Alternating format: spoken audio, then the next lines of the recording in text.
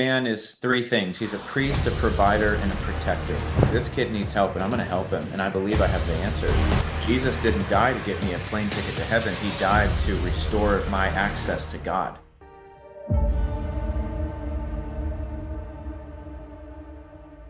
Shane Winnings, welcome to the Man of War podcast. It is an honor to have you on, brother.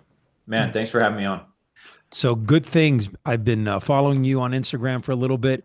You have a little bit of a similar background. You're an ex-cop, and then you pursued really doing everything you can to change man's lives and kind of be a leader in that world. So, I Yeah. love to connect with men like you. Can you, for the people that may not know who you are, can you kind of open the doors here and introduce yourself? Yeah. Thanks again, man. Yeah, I'm Shane Of Winnings. I'm course. 34. I'm married for almost 7 years now. My wife, Jessica, we've got two boys who are 3.5 and 1.5 years old, Elijah and Micah. I grew up in the church, but I lived like everybody else, really. To Mhm. me, because I wasn't doing the bad sins like, drugs and the obvious criminal stuff. To me, I was a good person, even though I grew up in church and believed what the preacher said. And I served on the worship team at a mega church. But I lived like everybody else. And so through that time, I went to college on an ROTC scholarship and joined the Army as an officer. I served with the 1st Special Forces Group for 4 years. I went to Afghanistan, did one combat tour there. And through my time in the military, having to bury some of my men, my best friend who died when we came home from the war, just some bad stuff going on, led me to a place where I didn't want to be alive anymore. And soon after that, I actually had a girl speak to me from my church. And, long story short, she said, "You're not who you pretend to be. You're not this great Christian guy. I don't even know if you're saved because your life looks nothing like Jesus." And it convicted me. And, later that night, I was sitting on my bed and the Lord spoke to me. I had a thought that was directed at me. And it was, "Shane, you've never lived for me one day in your whole life." And it really brought me to my knees of like, wow, I've been confessing that I'm this thing, but my life proves that I'm not. And so that was really the moment that I gave my whole life to Jesus. It was a radical transformation. I was exiting the army at that point. I was going into the police academy. Mhm. And as I was training to be a cop, I started preaching on the street. I just had this new desire because I felt like for 25 years, the scales had just got removed from my eyes. And so I'm preaching about this transformation I'm going through. PTSD is broken off, these addictions are broken off. My heart is for God. It's not to, use women, it's not to get drunk every night, all these things that all of us were doing. Mhm. And so I served as a cop for 5 years south of Seattle. Really violent crime, a lot of gang violence. I mean, they told me when I was in the academy, they said, "Oh, what unit or what city are you with?" And I said, "Federal Way." And they're like, "Huh, 1 year there is like 10 years at another city because of what you'll see if you're working the night shift." And sure enough, I did 4 years on the weekend night shift. And, within the first year, I was almost in 6 shootings. Like, no joke, fingers going to the trigger, God intervened and we didn't have to do it. Just crazy. Every single type of crime, every type of felony, every type of violence, just the worst stuff I'd ever seen night after night. Chases, fights, car chases, all of it. And it was so much fun. But what was crazy is I would do all of that at night, fighting a guy over a gun, and I'd be preaching on the street during the day. I'd get a few hours of sleep, I'd go power lift. I was a competitive power lifter, and then I would preach. And fast forward to 2020, living in Washington State, we got locked way down during the whole, COVID-19 thing. And I transitioned to preaching on TikTok. I felt like God spoke to me to go to TikTok because that's where all the kids were. And within 6 months, I blew up to, around 500,000 followers, and all of my other platforms exploded from there. That led to the Lord speaking to me about a year and a half later in 2021. I had just hit like kind of the peak pay scale. I was over 6 figures, seniority. I was moving to day shift to get some regularity. I was vested now. And so I've got all this lined up. My wife's pregnant. And I felt like God spoke to me and said, leave your job and become a missionary to America. Right. And, we prayed about it. We felt like it was him. We had peace. And so we said yes. And for the next few years, I traveled the country preaching the gospel, living off of the generosity of others who supported what we were doing. And that led me to meet the former CEO of Promise Keepers, which is a national men's ministry founded in 1990. They used to fill NFL stadiums full of guys, 20 conferences in 1 year. Every single stadium in an NFL stadium was sold out.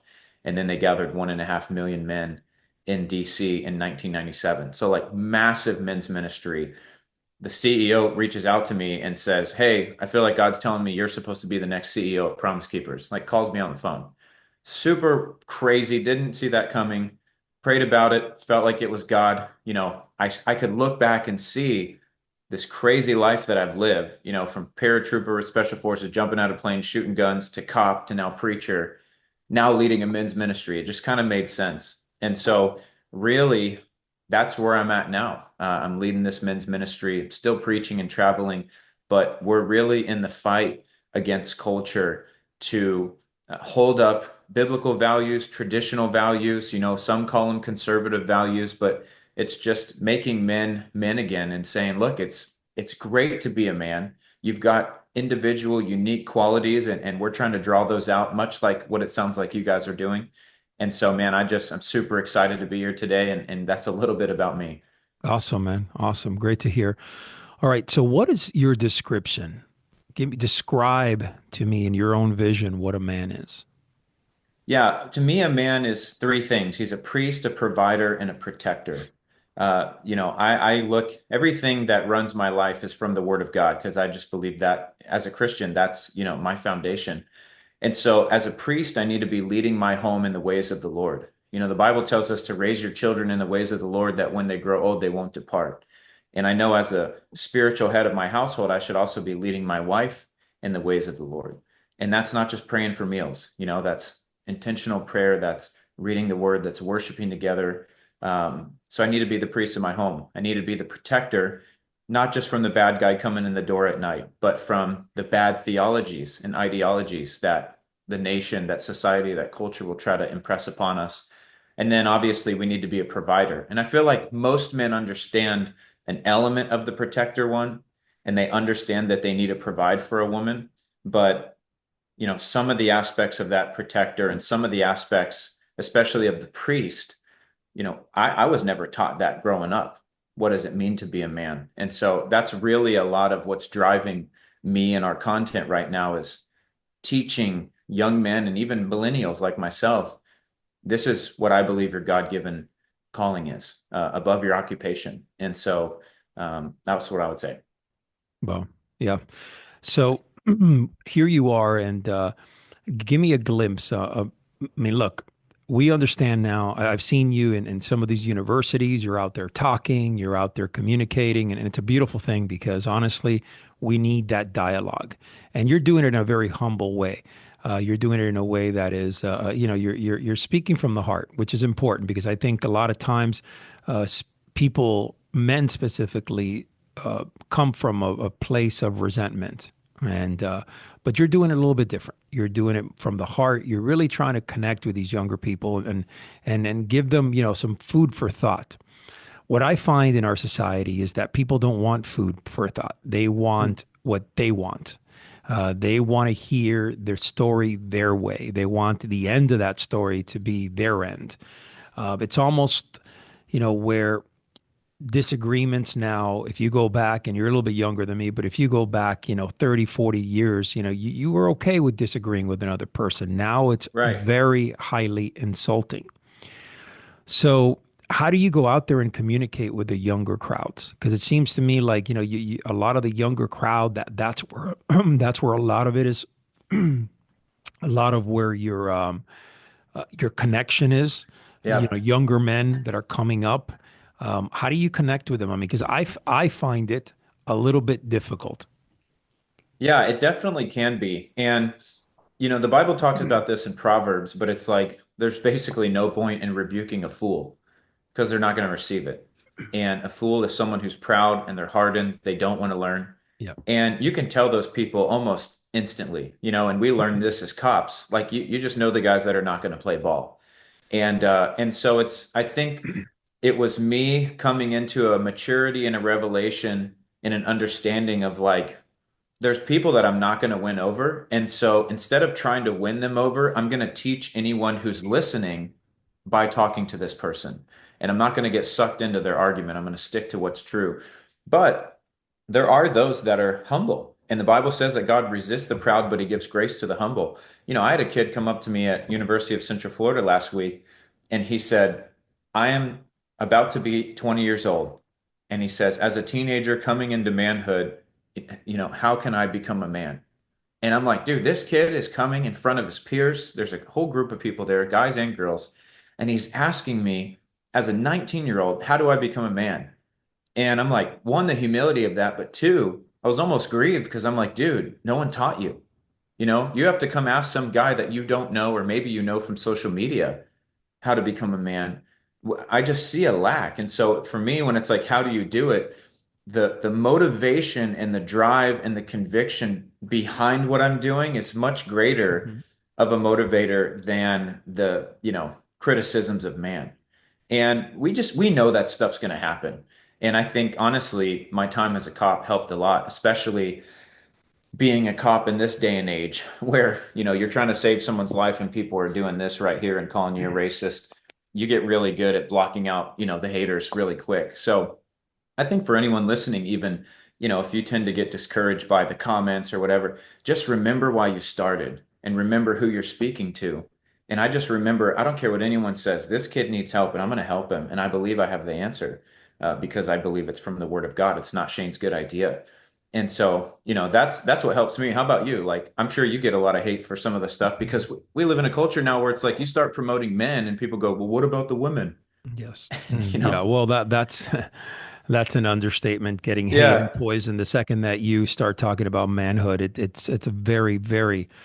Uh, uh, Hopefully, you know what? It'll get better. I Yeah. think that we're starting to see a shift. I think what I've seen over the last couple of years is that finally there are some who are starting to turn the road, turn the corner a little bit, and start walking the road of God, start walking the road of being a good man. Yeah. What I've seen, and this is from my experience, and this is, my my approach is a little bit different than yours.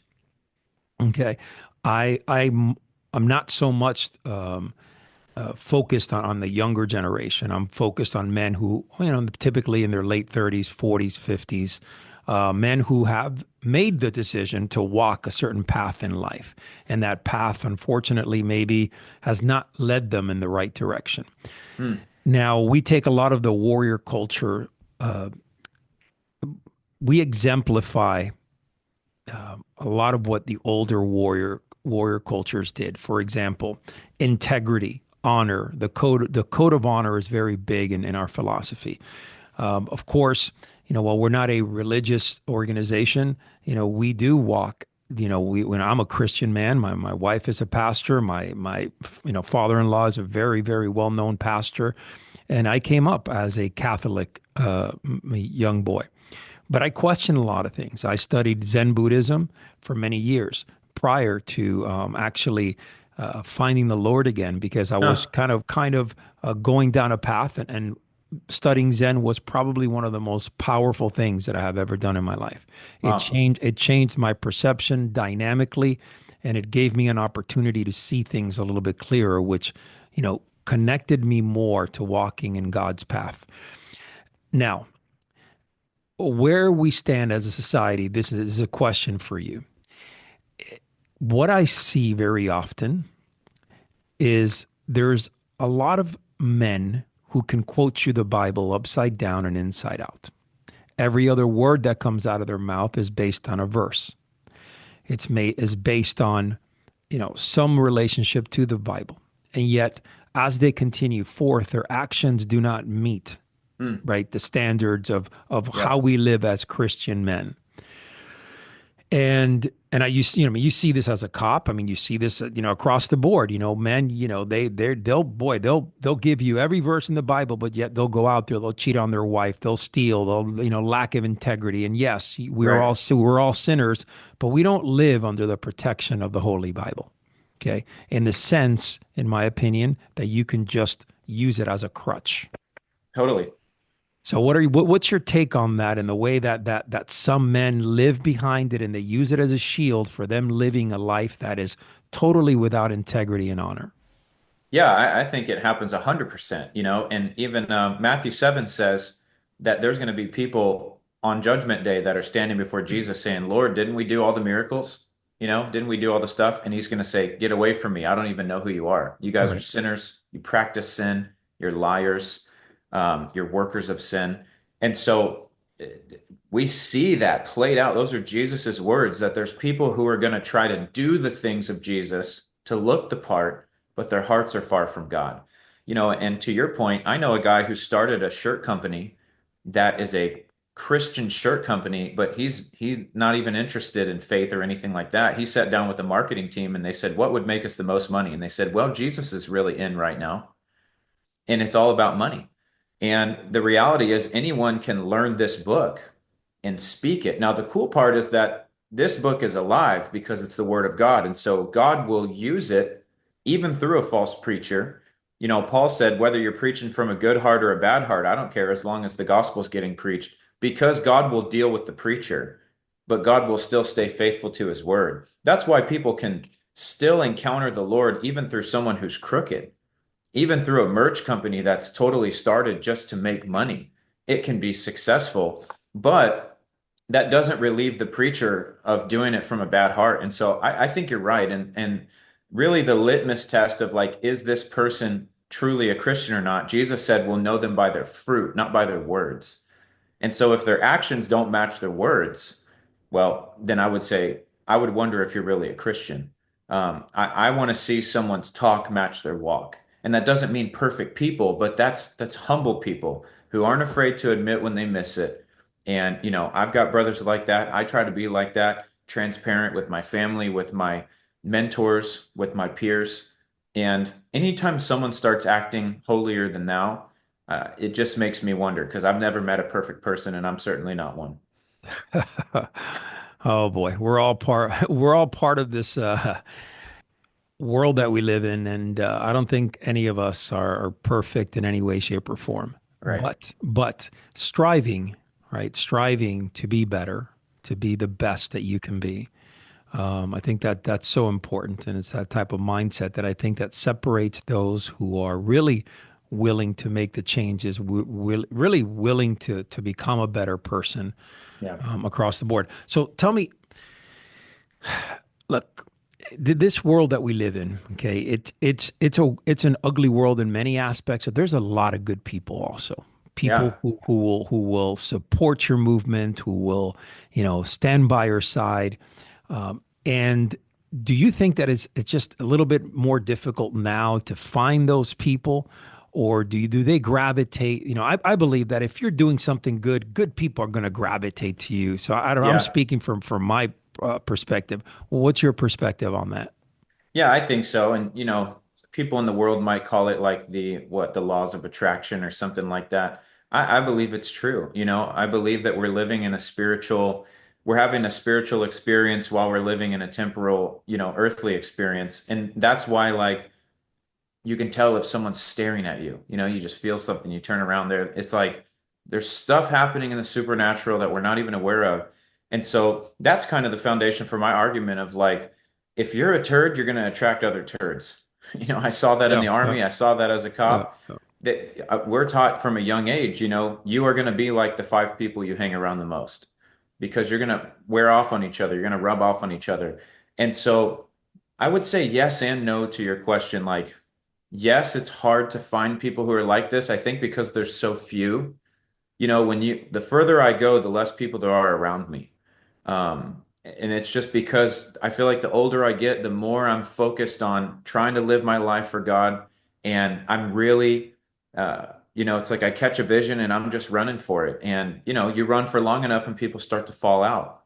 But in the same token, it's not hard because, like you said, guys like me and you, we're looking around for people who are the same way.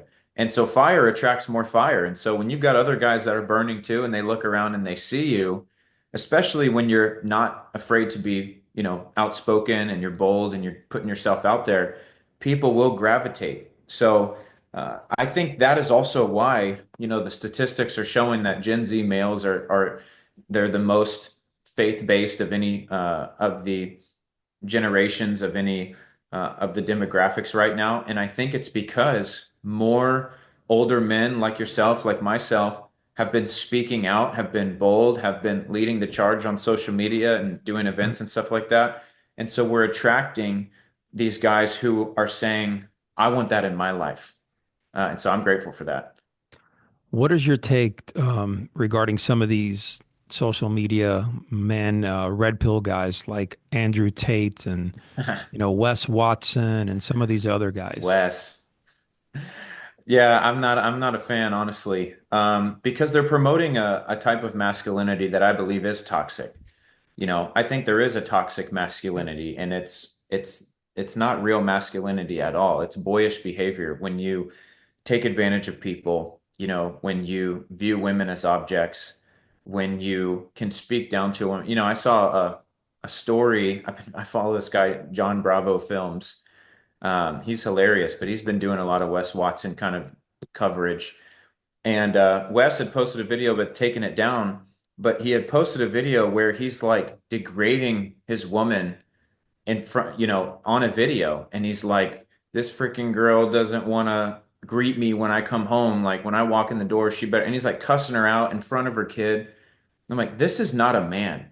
You know, Yeah, a without a doubt. man loves his woman. A man treats her with respect. The Bible talks about the woman being the weaker vessel, and what that means is like the more delicate vessel, like the way you would handle, Sure, crystals or sure. and you just don't see that from these guys, among the many other toxic traits. I'm curious to hear your take on it. Yep. So I agree with you. I'm not a big fan of that level of treatment or mocking or demeaning. Absolutely not. I do, however, believe that there is a framework that a man carries in his household, and he is the leader of his household. I believe there is a place for the woman and a place for the man. For example, in my household, we've been married 21 years. Awesome. My wife is, she's my support factor. I mean, she is my confidant. Many times I'll hearken her counsel. There is a power generated between knowing who she is in our relationship and knowing who I am. Yes. And there's never a mixture. There's no confusion.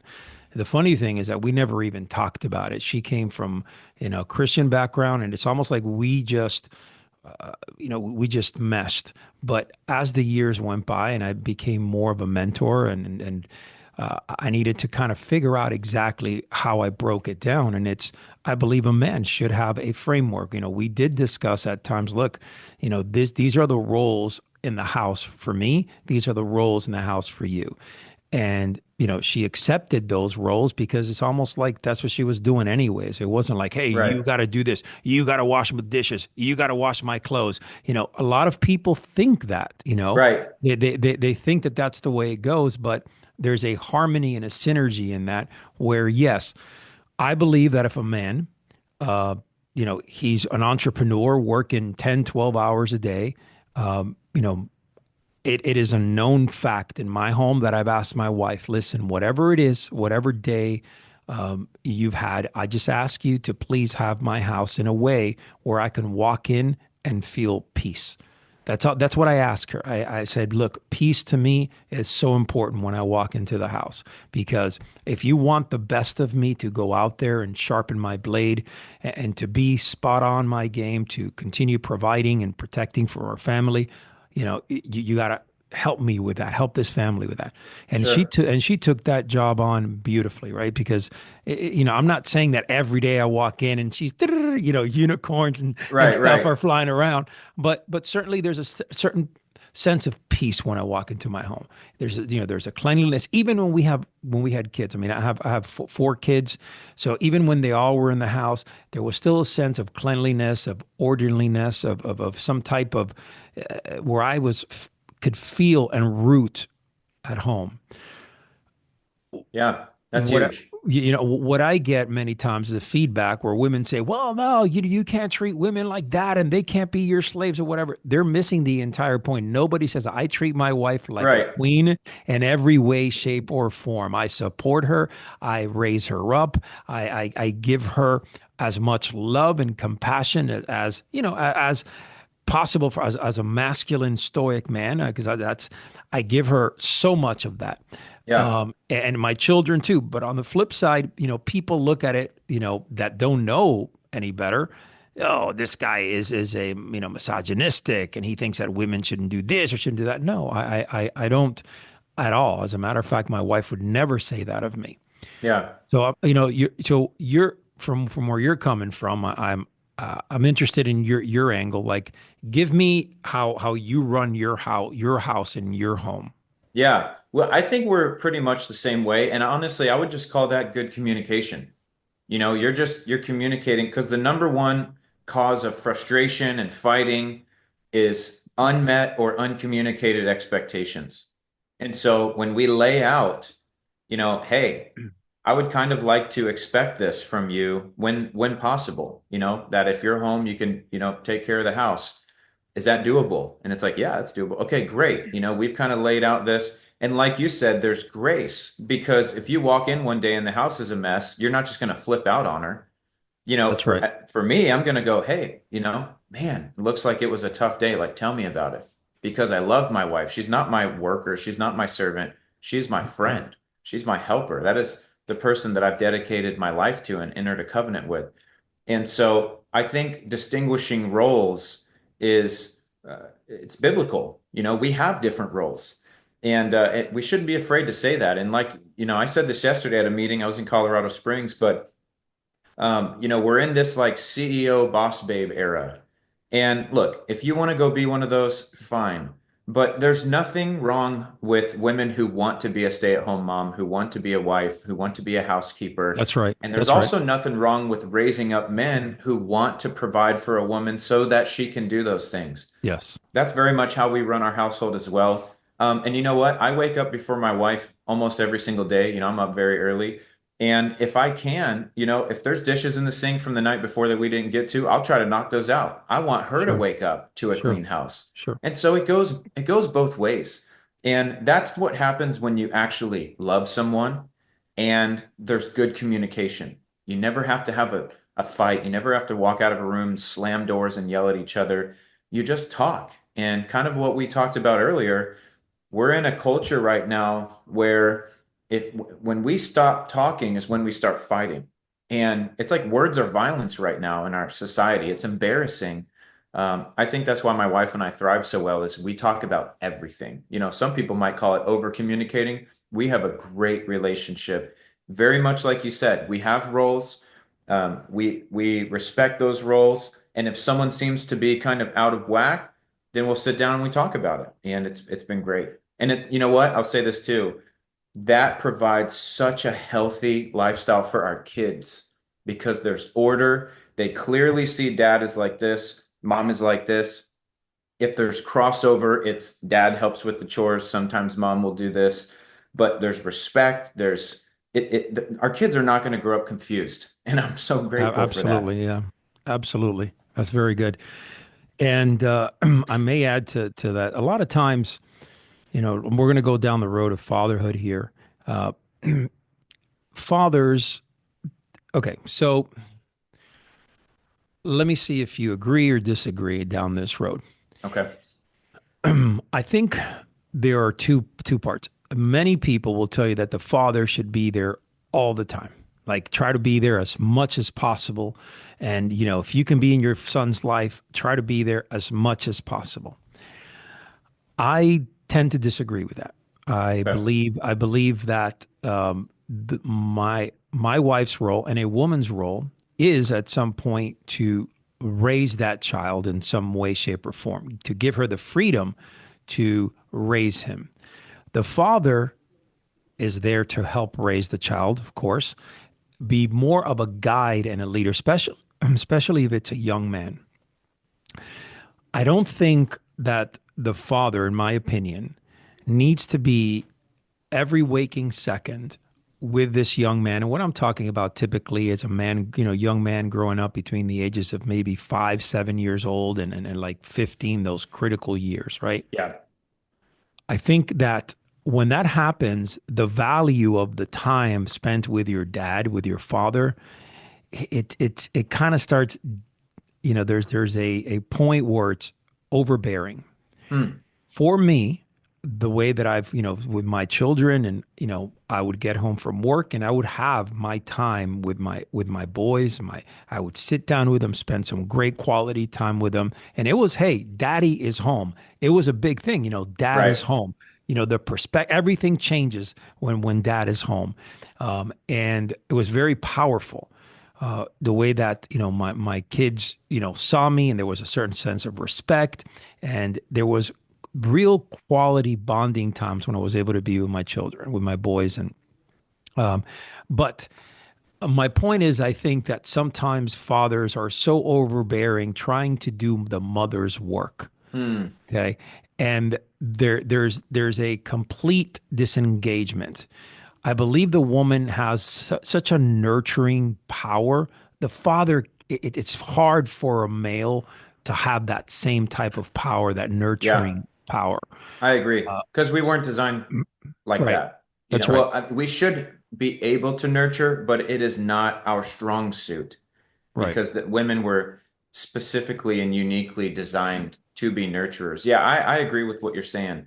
I think because I love my boys, I want to be there a lot, but just because you can doesn't mean you should. And that doesn't mean I'm going to neglect time with them, but there's times when my son will fall down and get hurt riding his bike or something, and I might want to be like, "Oh, come here, buddy, let me give you a hug." But I know what's best for him is that I tell him, "Hey, you all right? All right, get up, dust yourself off. If you need a Yes. hug, go give your mom a hug." Yes. And clearly defining those roles so that Yes. he's growing through that. So I think fathering with intentionality is really kind of what it sounds like you're saying, where Yes. when I'm with my kids, I'm pouring into them everything I can that they need to get from their dad, and the things that they need to get from their mom, they're going to get from their mom. Yeah, I agree with that too. And there's an element of, I'm thankful in a sense that I travel for work here and there because, my wife, their mom's going to get some great time with them while I'm gone. But like you said, when I come home, it is a big deal. It's like, Dad's home, let's hear about the trip. And I Yeah. get to tell him, hey, I'm out working, I'm out providing for the family, and I'm out leading, and here's what I'm doing. And so I think I remember my dad doing some traveling for work. He was in the Air Force and he would have to go here and there. And I just Right. remember thinking when he wasn't home, as much as I wanted to hang out with him, I'm like, dude, my dad's out there just killing it right now. Like, Sure. that's so cool. I can't wait for him to get back. So I would agree in a sense. And I'd like to touch on something really quick just to kind of go back and hear what you think. I think the main issue that I have regarding the whole Wes Watson and the Andrew Tate thing is that some of what they say actually has some value. Like some of what they say, some of the things when they talk about discipline, when they talk about not caring what anyone thinks, even though, I think Wes cares about some stuff like his height, but he's not exactly walking it out. Right. But Right. I think some of the things they say are actually legit. It's not like they're 100% full of crap. Hmm. And that's the problem in our society is there's not enough good men that are saying what needs to be said. Hmm. And so we've got this next generation coming up and guys our age and older looking to these manly men and they're going, well, I mean, they're disciplined, they're in shape, they're making money. Like there's got to be something to this. Sure. And so that provokes me more to try to be a voice in that space because you know, there's a point when you can't chew the meat and spit out the bones because the meat's rotten. Right. And I think that's where we're Mm. at with those guys. I'd be interested to hear your take because I think that is some of the popularity with guys like that is because they do say some stuff that's true.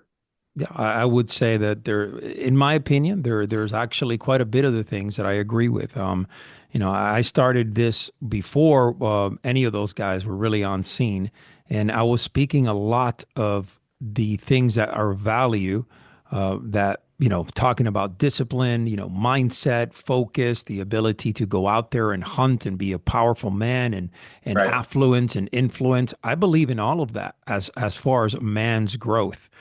However, where I kind of draw the line in a lot of this is the way that, they treat women. That's where I kind of draw the line. Yeah. I don't see them from that perspective at all. I'm very disconnected when it comes to that side. Now, it, it's I'm the type of person that I'm protective by nature, especially almost 19 years as a cop, so it's inside of me. Right. But you know, I wouldn't be a big fan of putting my wife with, G strings and shaking her butt all over the place on Instagram and then be like, that's the catch for everybody to Right. see. Yeah, I don't know, man. That to me is degrading. And it Yes. also is a little bit not just degrading for her, but it's degrading for him also. Because in my opinion, a man who is married or in a relationship, when you look at that man, you don't have to go far and look at his partner. I believe that when you see a good man, you're going to see a good partner next to him, someone that has values, has integrity, and I don't know, just that whole flow. And that's Yeah. just not him, by the way. Just it's all over the place. I Oh mean, yeah. you see that on Instagram all the time. There's They're guys getting in the their church wives. doing that, man. There was a Yeah. worship leader who posted pictures from his wedding, I believe, and he was like humping his wife, had her bent over. The pictures, I'm like, you're supposed to be a man of God, and we're Yeah. doing this, and it's because you want us to think about y'all having sex, which is so weird to me. And I agree, man. I would never even dream of thinking about my wife doing something like that because I respect her too much and I respect myself and I respect my kids. And yeah, it's disgusting. And it's just revealing of deeper things that are probably going on in the heart and mind. Oh yeah, yeah, I agree. We are as a society, we are desensitized. We are completely. Uh, Unfortunately, a lot of the young men, it's too easy for them to scroll on Instagram and see basically bikini girls all day long, and Right. it's just too. The access is so easy. I mean, you're a little bit younger than me, but back in my day, are you kidding me? Like if you were to, as a man, if you were to see a girl in a bikini and a bathing suit in a beach, you would be like, oh, look, she's good looking or whatever. But to have access to seeing all of this in our eyes, I mean, now, Right. are you kidding me? This is It's where even in the gym. I mean, I everywhere. I Yeah. saw in the gym. I go to a more like family gym now, which is a bunch of old people, which I appreciate because they're never on the bench or the squat rack. But I used to go to, and I have a garage gym, but I like to be around other people. But I Right. used to work out at a different gym, and there would be girls literally working out in like a bra, not a sports bra, like a bra. And I'm Yeah. like, what the heck is happening to our society Yeah. where this is acceptable? I mean, I remember as a kid. You never saw that. Maybe on MTV late at night, there were shows like that. But even in our media, it wasn't like that. Yeah. Definitely wasn't on, mainstream internet. If you wanted to see something dirty, you had to go to the fuzzy channels or your Yeah. friend's dad's house where he had a Yeah. magazine or something. It's like, Yeah. but now it's just right there. All the time. And because it is, we're the most connected and disconnected generation in history who's the most anxious, the most depressed, the most suicidal because of that stupid phone and the addictions that come from it. And that's part of our cry as well to these men is like that is not real connection. Connecting with other guys, iron sharpening iron. That's real connection. Getting out into God's creation in nature. Yeah. That's real connection. You want to feel connection? Go Yeah. shoot an animal. Like that'll make you feel alive. Sure. Like it's there's so many better things to do. And so we definitely have our work cut out for us. Without a doubt. One of the things that I do at night when we eat dinner together, I make sure everybody's phone is put away. I don't even want it in the table. I'm Yep. like, put your cell phone somewhere. Same. We have a little area. We put all our, just No way, right? And also even I try to use that same courtesy when we're out with friends or whatever it is. Putting a phone on the table just doesn't look good, right? It's always there. There's always like a barrier in between. But this is the way that life is. We are on these we are on these cell phones so often, and we're getting our information, we're doing our GPS, we're texting people, we're doing business. I mean, everything, our whole lives are Yeah. on these phones. And yeah, it has some great, of course it has some great benefits, but if you don't, if you're not careful, it can screw you up pretty good. Yeah. Well, it's like, are you a user? Are you a contributor or are you a consumer? Right. And we live in a very consumption high society. And, even for guys like us that operate a lot on the phone, even still, I mean, there's times when I'm like, dude, I don't want to be on technology, but I have to be to get this done. I wish I could just unplug. And that's why, like you said, times at dinner, or I'll see guys. I like to go to the sauna, and guys will take their phone in the sauna. I'm like, you can't even go 20 minutes. The sauna is supposed to be a time to literally just like unwind and get your sweat on and just think, and it's quiet. And you're gonna take that time to freaking scroll some more. It's just so sad.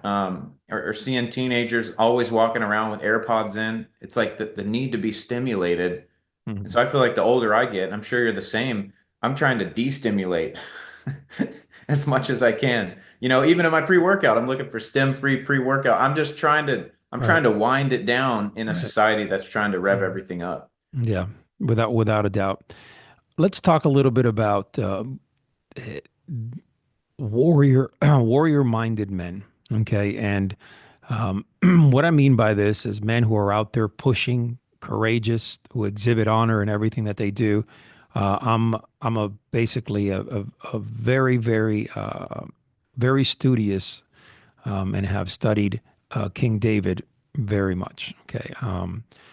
And to me, he is, in my opinion, one of the greatest warriors of our time.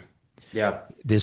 He showed, I mean, obviously, if you know well the story, you understand that, he is truly a man after God's heart, right? I mean, there's power to that, that we're not perfect, none of us. And, and I remind myself that very, very often.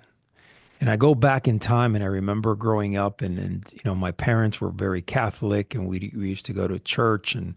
But one day somebody started speaking about King David and his life in church, and I got so interested. So many years I followed up and I studied and I started really getting into it. And there's not that much written about him. There's not that many books out there regarding his life, and from being a young boy, and then being anointed to be king. And so this process of being a man in our day and age, a warrior minded man with courage. But a lot of people think courage is just doing heroic things. Mm. To me, courage is goes beyond that. Sometimes it's about knowing your own self, okay, and being honest with who you are.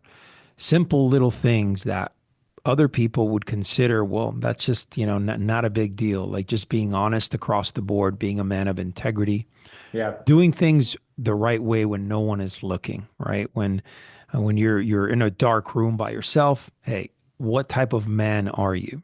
Yeah. In this day and age, in our society now, I don't know that I've met many people who have that type of character that could understand their flaws and yet do great things and still help people and still move on, and just be individuals who live a life that embodies something powerful. Yeah. So, my question here is, as we grow and we get older, do you think that, and our generation moves, do you think that men actually are going to start being true to themselves? Or do you Hmm. think that men are constantly going to live this life where they're just justifying their actions, justifying their way, pointing fingers, really making people feel like they're the problem, not take accountability Yeah, for themselves? Well, that's a good question. I think about that all the time where, are we going to change as a generation? Men are going to start, you're going to start taking accountability, getting to know who you really are, being honest with yourself. Because I believe that that's when you start finding Christ in your life. When Yes. you start finding that next step, just being honest with who you are. Yeah, dude, that's it. I've been saying that on our weekly Zooms to our men. It's funny you're saying these things. I've been telling these guys self-awareness is like one of the best gifts that you can have in exercise and practices you can exercise. uh, you know, uh, I believe it was Peter who told us to reflect, examine yourself is what the Bible says. And I say, look, you need to do this at least weekly, if not daily, a self-examination of like, who am I really? In one of our promo videos, we're doing these conferences near the end of the year called Wake Up Calls. And I asked a question in the promo video. I said, what kind of man are you? And I say, not the man who does all this stuff, the man that nobody knows about, the man that only you know about. Who is that guy? Because what you do in secret is who you really are when no one's looking. Right. And I think we're going to see both. I think about the verse that says, how are they going to know if no one preaches? And so, what we're doing right here is so needed because we have to sound the alarm. We can't assume that every guy knows this. And so by just saying it, guys are going to go, man, I never thought to like Right. actually assess myself. It's just like after an op in the military or in the police, we'd do a debrief and you do a real walkthrough of like, give me some good, give me some bad, give me some improves. I need to do that as a man all the time because I want to sharpen myself. Just like at a craft or a sport or something else. Like I want to know where am I weak so that I can improve. I want to know where my strengths are so I can celebrate them and work harder. We don't often hear a lot of teaching about this as men. And, the Bible says in Hosea 4:6, my people are destroyed for a lack of knowledge. And I think men are destroyed because they don't understand, dude, you've got to look at yourself in the mirror sometimes. And you've got to get real with yourself. You can't fool yourself, and you definitely can't fool God. You could fool everyone around you, but you go to bed with you. You wake up with you. You see yourself in the mirror. And I'm praying that the stuff that we're doing will awaken guys to that thought of just let me look inward and see who I really am because you will find shortcomings. And I think some guys are afraid to say that or to come to the knowledge of that. You're going to find shortcomings. You're going to find some ugly stuff. But like you said, that is where you can give it to the Lord and say, make me a man after your heart. Because that is what made David who he was. The reason that he ran after Goliath as a boy is because before that he had fought the lion and the bear Right. when no one was looking. That's right. And and that is representative And too that of was his like the greatest battle, physical battle. People yes, don't realize that the giant, as we know it, that wasn't, his most intense physical battle. It no. was that lion and the bear. Yes. And Yeah. he attributed the Yes. Goliath defeat to That's what right. happened prior. Hmm. And we said it in the military, I'm gonna sweat here so I don't bleed there. Yes. I'm gonna sweat in training so I don't bleed at war. And we need guys that are willing to fight their own bears and their own lions in secret Agreed. so that they can be slaying Goliaths out in the open. But to kind of cap this off, just knowing the way the world goes, I do believe we're still going to have guys that are going to run after their own flesh. And so I don't see this as it'll never be possible for us to win every man, but man, we're sure going to try, until we're dead. You can bet on that.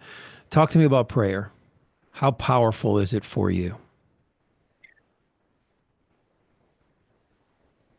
Prayer is everything, man. It's, when I'm at my lowest points, it's not my bank account, it's not even my own family, it's not my stuff, it's not my possessions, it's not my accomplishments, it's God.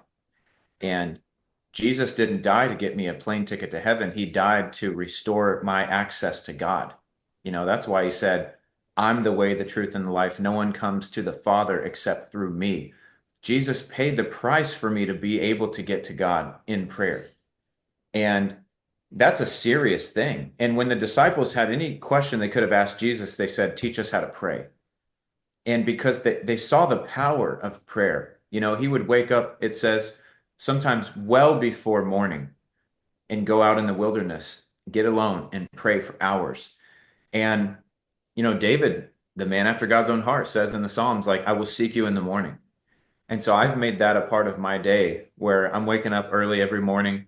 And yes, I pray throughout the day. I'm praying in the car, I'm praying everywhere I'm at. I'm always talking to God. But my intentional time when I sit down and I'm talking to God like I would talk to a friend, I'm telling you, man, nothing brings peace to my soul and my mind like prayer.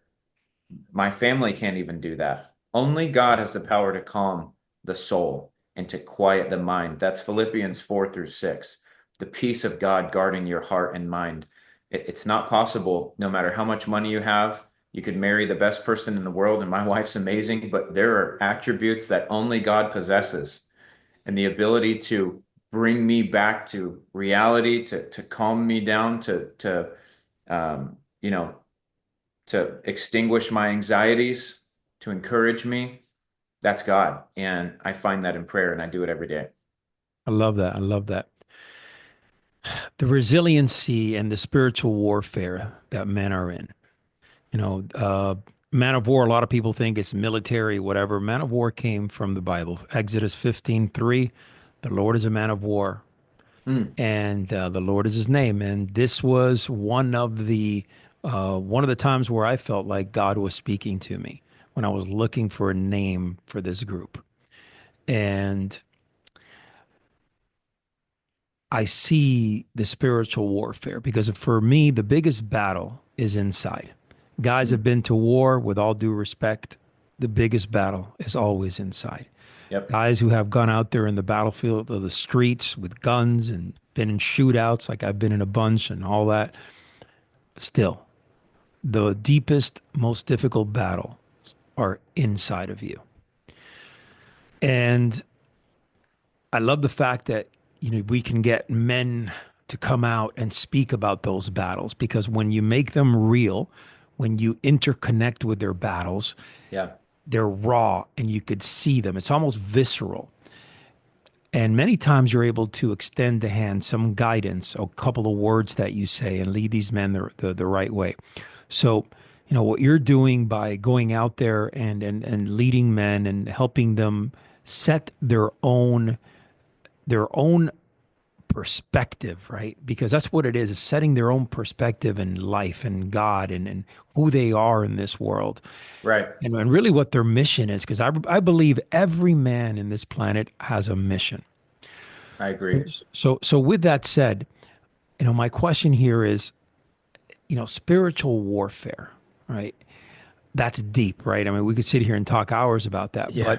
but do you think that a lot of men just kind of uh, you know, don't even think about it. They're just like, well, that's a way that I feel inside. That's a way that I'm kind of feeling here or there, but they don't really go deep and try to find exactly what they're, what's happening inside of them. Do you come across that often? Yeah, I do. And you're right, man, because I mean, fighting's the easy part. That's what we train to do. We train. That's why you kick a door in, bad guy comes around the corner with a gun. Like you don't even have to think because you've been there in your mind a thousand times. And they say you can't go with your body where your mind hasn't been. And that's why in the army we did battle drill training all the time. So that if we're walking and we come under an ambush, I just know what to do instinctually. If I'm pieing a corner and there's a guy with a gun or a guy with a whatever, I'm instantly acting. I don't freeze. But we don't train in spiritual warfare. And so, the fighting's the easy part. And we know these great guys that have gone out and they've done all the great fighting and the warring, and then they lose the war to self and they take their own lives. Sadly, so many men in their own lives at a 4 times higher rate than women in Yes. America. It's insane. It's an epidemic. It's the number one preventable cause of death in America. And I believe it's because there are a lot of guys that are just it's there's such a stigma around it, you know, it's just guys that are like, "Oh, I'm just fighting my demons" or whatever. And they're saying these things, but they're not willing to actually look into it and really go to war with the demons. And really the way to go to war with your demons is to submit to God. The Bible says, "Submit to God, resist the devil, and he will flee." And I think that's why it's so important to have curriculum that's grounded in the Word of God, because I believe anything other than that is not truly going to set men free, because we are in a spiritual war, and you need ammunition from heaven, you know, to defeat the enemy. And part of making that normal again is conversations like this, where we're like, "Hey, bro, I know that you're this tough warrior guy, but what are you like when you're alone? You know, what are your Right. thoughts like? Do you struggle?" You know, and we have That's right. conversations like that with our men. Who's struggling? I've done calls before where I ask guys, I said, "Who in the last 6 months has thought about taking their own life?" And many hands will go up. And dude, it'll make you want to cry because you're like, that many guys could not be here right now. Yeah. And it's like, let's go after this together. And I think part of that is just like you said, we need to normalize it. We need to shed light on it. And then we need to equip men to win the battle. Because just like you said, the battle is not flesh and blood. It's up here. And when the enemy came for Job, he wasn't coming after his money or his resources or his family or anything else. He was coming after this right here. He told God, "I can get Job to curse you to your face. Watch." And he did all this stuff. And I believe the enemy is saying, "I can get men out of the fight." It's not about the fight that they're going to go through on the outside. Yeah. It's what happens when Agreed. they go lay their head down on the pillow. And I've dealt with it. And, you know, I'm sure you have to some degree as well, where you're replaying that scenario. What if this had happened? What if that had happened? And you start to spiral. And Yes. that's when I come back to prayer, man, because it's only through prayer that I've been delivered from that stuff. Yes. Love it, man. Love it. Powerful words, brother. Where can people reach you? Man, thank you. Yeah, I'm on all social media. And look, there's a lot of fake accounts, people scamming Yeah. people trying to Oh, get I money hear from that. some orphanage or whatever. All Yeah. my accounts are verified. There's a check mark. So YouTube, Instagram, Facebook. I'm not on any other platform. YouTube, Instagram, Facebook. Just search my name, Got it. Shane.Winnings, I think. Do And you then have a website or? promisekeepers.org. That's the best place to get engaged with us. And then coming in May, we'll have an app. So you can download the Promise Very Keepers app. nice. Very nice. All right, man. Yeah. Well, listen, we could sit here and chat all day long, man, because you're a man of honor, and Thanks, I bro. love how you speak very articulately. But you know, I started this conversation thinking that maybe we didn't see some things eye to eye, but guess what? I'm with it, man. We do. Come on. Yeah. Praise God. Praise God, man. Thank you very much for being on. May God bless you. You too, man. Thank you.